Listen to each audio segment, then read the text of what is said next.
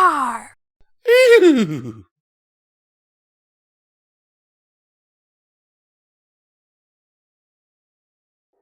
Hello and welcome to Midnight Readings. Today we'll be reading A Lonely Thought, Allbright the Forever Knight, written by Brony Mithos.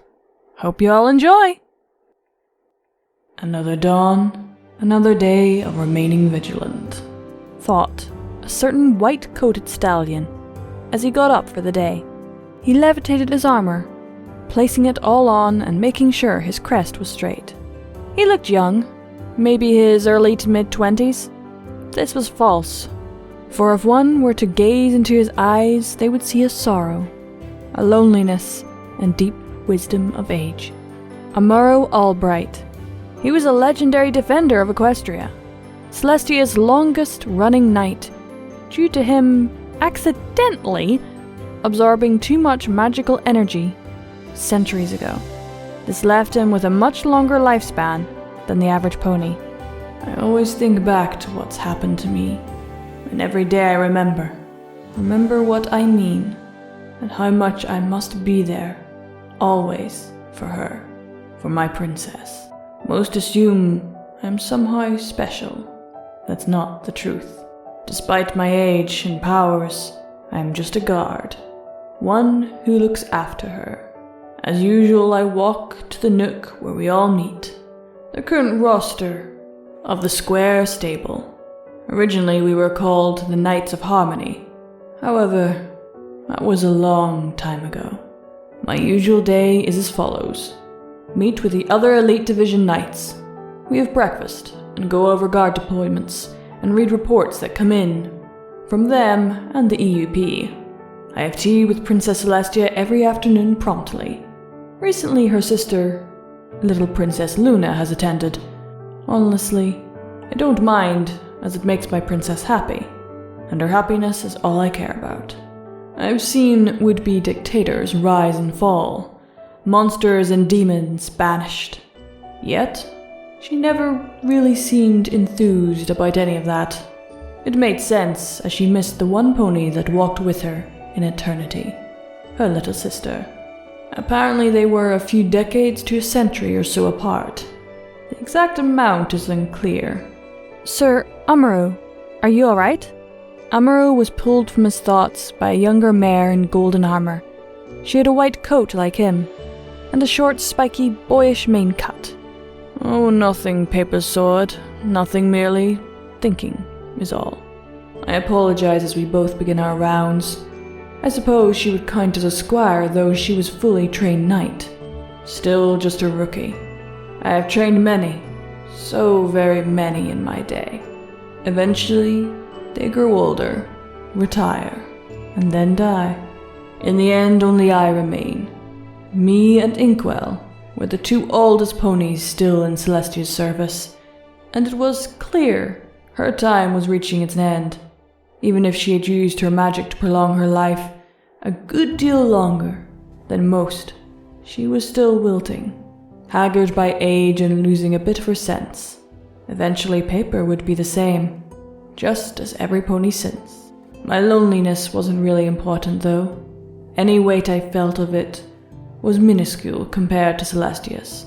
Paper and I had now returned from our daily patrol, as I took a vigil near Celestia's throne, as I usually do. Celestia looked down at me with her usual gentle smile, always so warm, much like the sun she raised and adored her.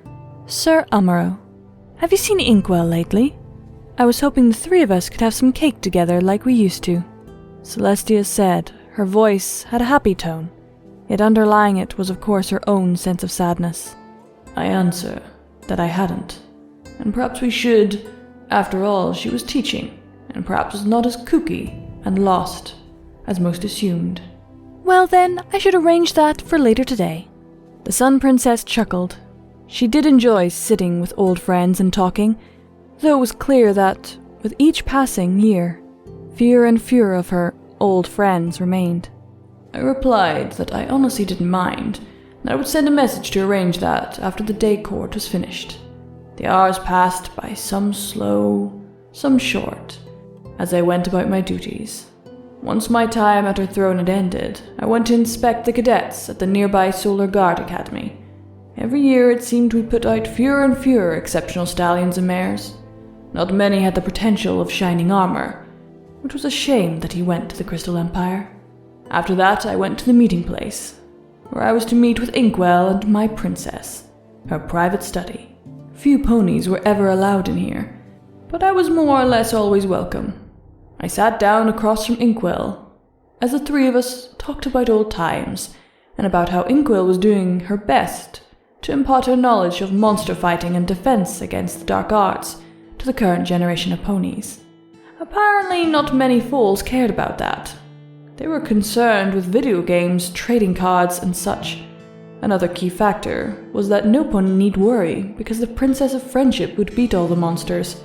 And if not her, Starlight Glimmer, the so-called second coming of Star Swirl, and Mini Twilight, as she was called. Honestly, I wasn't a fan. Such an unstable pony, that Starlight. Always one step forward and 2 or 3 steps back. Honestly, did not care for how she was using her magic to manipulate the minds of others. Twilight barely got away with that. And that was following a mental breakdown from post-traumatic stress from dealing with Discord. I also didn't trust him either.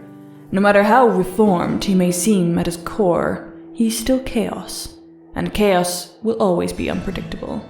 Maybe I'm still a bit sore because of betrayal. After all, it was his doing that cost us all our magic when Tirek returned. Then when I said enough of this misgrass, Inkwell shouted, breaking my concentration.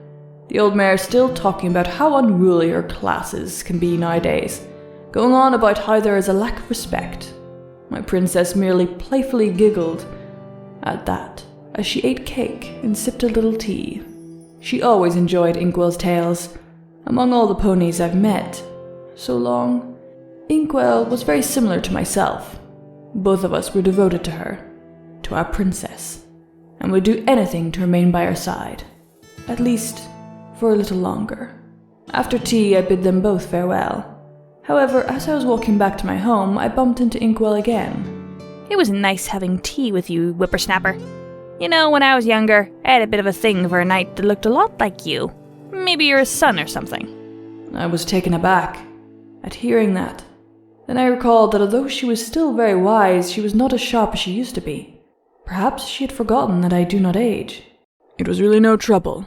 Here, let me walk you home. I take her home, and I get her in a comfy chair. She smiled contently, and asked if we could have cake and tea with our princess again soon. Of course I say yes, as I always will. I leave her house wondering if she really had forgotten I was the same stallion, or maybe she was just teasing me like she used to.